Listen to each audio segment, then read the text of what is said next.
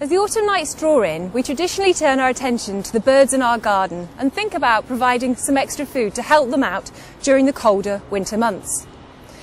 In order for you to attract as wide a range of bird species as possible, we recommend putting out a selection of foods such as seed and nuts, fruit and fat products, which offer a really valuable complement to wildlife-friendly gardening practices. Whilst providing this extra food gives a tremendous benefit to the garden birds, disease problems can occur, and so it's important that we're alert for signs of ill health and we recognise these problems quickly and act accordingly. Sick garden birds typically show non-specific signs of ill health, and these include lethargy and fluffed up plumage.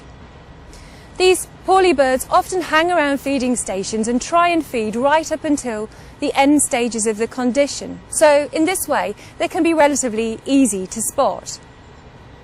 Garden birds, as with all species, can become sick with a variety of conditions, and to reach a firm diagnosis, further investigations are required.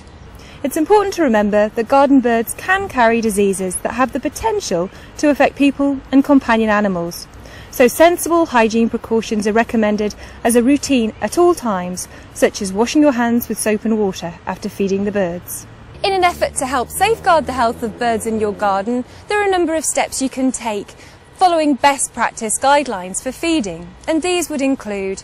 ensuring that the food is fresh and from accredited sources, rotating the locations of feeders in your garden to help prevent build-up bird waste and droppings in any one area,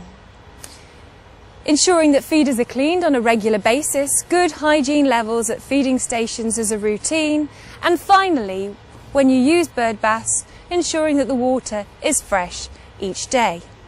So you can really help us learn more about the problems that affect garden birds by keeping an eye out for signs of ill health, and if you suspect that there is a problem, contacting us directly at the Garden Bird Health Initiative to let us learn more about the problems that are affecting our birds nationally, and in turn we can give detailed guidance and perhaps further investigations depending on the problems that you are seeing.